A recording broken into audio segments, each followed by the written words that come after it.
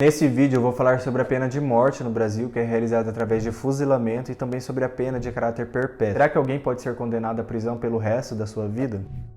Eu sei que você já viu muitos filmes e seriados, pessoas sendo condenadas à morte pelo próprio Estado e pessoas sendo condenadas a passarem o resto das suas vidas nas prisões. Mas será que isso é permitido aqui no Brasil? A resposta para essa pergunta se encontra na nossa própria Constituição Federal, no seu artigo 5º, inciso 47, e diz que não haverá pena de morte no Brasil, salvo em caso de guerra declarada. Como assim? O Brasil só admite a pena de morte quando ele está em situação de guerra, ou seja, quando o presidente da República, depois de ouvida o Congresso Nacional, depois da concordância do Congresso Nacional, decreta o estado de guerra. Então, somente nessa rara hipótese de o Brasil estar num conflito armado com outro país, com um estado estrangeiro, é que é permitida a pena de morte no Brasil. Então, para todos os outros crimes aí previstos no Código Penal ou em outra legislação, nenhum desses crimes é punido com pena de morte. A pena de morte ainda ela só é aplicada para alguns crimes específicos que estão previstos lá no Código Penal Militar, ou seja, são crimes militares que eu vou ler rapidinho aqui para vocês. A pena de morte, então, ela só poderia ser aplicada para os crimes de traição, que seria pegar em armas contra o Brasil ou auxiliar o inimigo, para o crime de covardia, que seria fugir na presença do inimigo, para o crime de rebelar-se ou incitar a desobediência contra a hierarquia militar, para o crime de desertar ou abandonar o posto na presença do inimigo, para o crime de genocídio, que seria o assassinato em massa de um determinado grupo de pessoas, e para os crimes de roubo ou de extorsão em zonas de operações militares. Esses são alguns exemplos de crimes que admitem a pena de morte somente em situação de guerra, então você pode tranquilamente dizer para qualquer pessoa que não existe pena de morte no Brasil e tampouco existe pena de caráter perpétuo, de banimento ou penas cruéis aqui no Brasil. Mas o mais curioso nesse vídeo é a forma como a pena de morte é realizada no Brasil. Diferente de outros países, principalmente europeus, que adotam o enforcamento, a cadeira elétrica, a injeção letal, o Brasil resolveu adotar para sua pena de morte o fuzilamento. E como que esse processo ocorre? Antes da execução da pessoa que recebeu a pena de morte, o presidente da República deve ser avisado, deve ser comunicado com 7 dias de antecedência. Depois de feita essa comunicação, então, e no dia da execução, essa pessoa será retirada da cela, da prisão onde ela está, ou qualquer outro local, seja qual for. Ela será conduzida para o local da execução trajando vestes decentes. Se essa pessoa for um militar, ela estará usando o seu uniforme, porém esse uniforme não pode ter nenhuma insígnia, não pode ter nenhum símbolo, porque isso é uma forma aí de desonrar um policial que cometeu um crime, por exemplo, de traição, E se for uma pessoa comum, se for um civil, essa pessoa tem que estar vestida com vestes decentes. A legislação ela se preocupou em trazer isso para que nenhuma pessoa aí seja executada trajando vestes vexatórias, humilhantes ou até mesmo despida, até mesmo pelada. E antes daí do processo de execução e tal, essa pessoa também tem direito de receber um socorro espiritual, que seria a visita de um padre, de um pastor, para que absolva os seus pecados antes da sua morte. E no momento da execução mesmo, quando todo mundo estiver a postos, para matar aquela pessoa, para fuzilar aquela pessoa, para a pessoa que será executada será oferecida uma venda. Ela pode recusar ou não essa venda, E a ordem para a disparada dos tiros será feita de maneira não verbal, ou seja, a pessoa que vai autorizar a rajada de tiros, ela não pode falar, por exemplo, fogo, ela tem que fazer um gesto, um sinal que seja não verbal. Seria abaixar as mãos assim, e daí os outros militares vão e disparam a rajada de fogo que mata aquela pessoa. É muito interessante também que a legislação ela não prevê aquele direito às últimas palavras, Como a gente vê muito em filmes por aí, as pessoas têm aquele direito de proferir suas últimas palavras. A legislação ela não colocou isso em nenhum local, mas não quer dizer que seja proibido, Talvez ali no momento seja oferecida a oportunidade dessa pessoa falar. E para finalizar o vídeo, será que algum deputado, será que o Congresso Nacional ou o próprio presidente da República pode autorizar a pena de morte no Brasil a partir de hoje, por exemplo? Será que alguém pode permitir a pena de morte no Brasil? A resposta é não, e para quem não é do direito, isso é um pouquinho difícil de entender, mas eu vou tentar explicar da maneira mais simples possível. A proibição da pena de morte, ela está num artigo da Constituição que a gente chama de cláusula pétrea, ela está no artigo 5º, que não pode ser modificada e nem alterada em nenhuma hipótese, salvo para aumentar direitos,